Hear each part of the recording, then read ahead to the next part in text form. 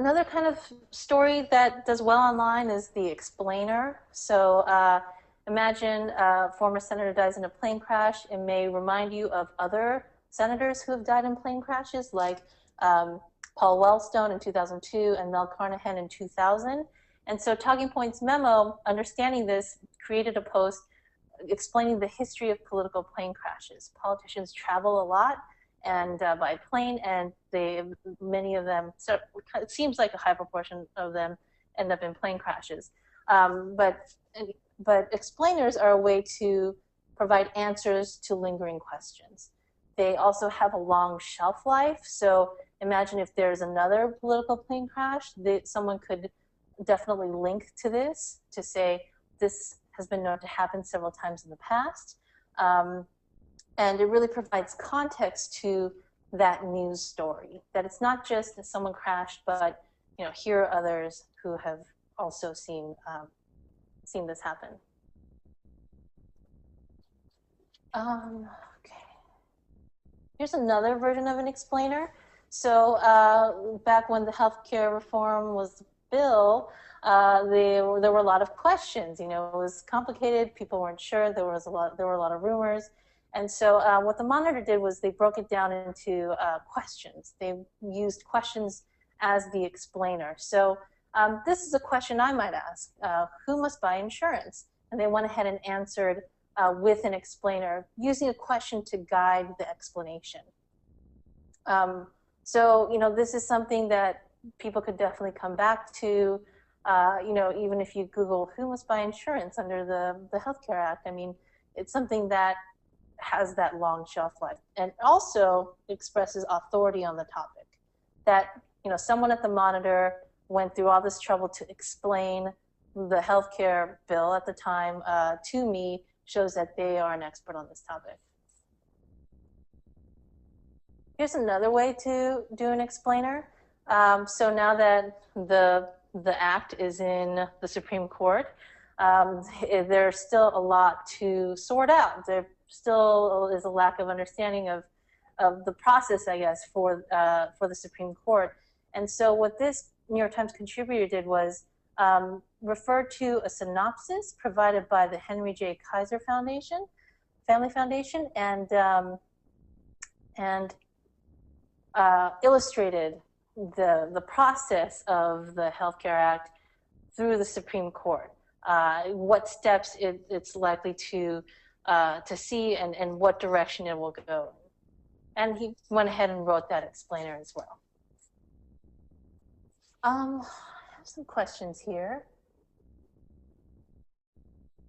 So if you've posted several short breaking items, and then you have a more in-depth follow-up, do you update all stories to link to the latest info?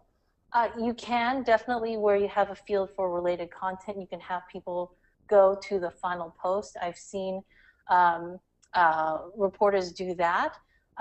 There's also this understanding that people are digesting that information in reverse chronological order, so they are seeing the most updated in-depth story at the top. But again, it never hurts to update those short breaking news items, because especially with Google search, you never know what people are going to land on, or even through social media. If someone's tweeting that, that may be the developing story may be what people pick up on. So if you can insert, if you can go back and add links to the wrap-up story, then you can help your audience that way. Let's see here. And then, how are you opening links while looking at stories? Can our page look like that? I think that's something to take up with station relations, Candice. We'll have to take a look.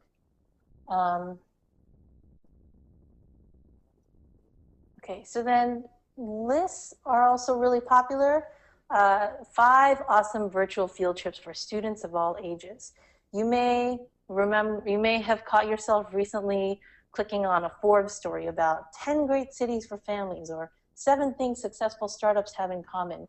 There's something very seductive about the number, about a list. Several things. We want to know what's on the list.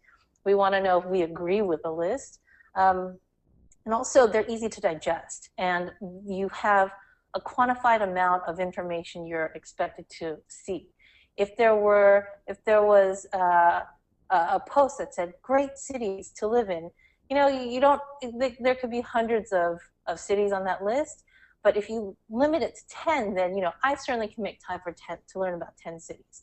So here you have this lovely post from Mindshift, the KQED Argo blog, about 5 awesome virtual field trips for students of all ages. So one word that is missing from this list, from this headline, which is a good thing, is the word top. Once you start saying top 5 things or top 10, etc., you are assigning essentially a statistical value. So you have to do a lot more research to come up with that list. How do you know it's the top 10? How did you come to this number? What are the other 90? So by just saying 5 things or 10 things, you really save yourself a lot of trouble with having to make that statistical analysis. Just any 5 things works great. And so news roundups, you probably see news roundups on a lot of sites. This is from the Two-Way.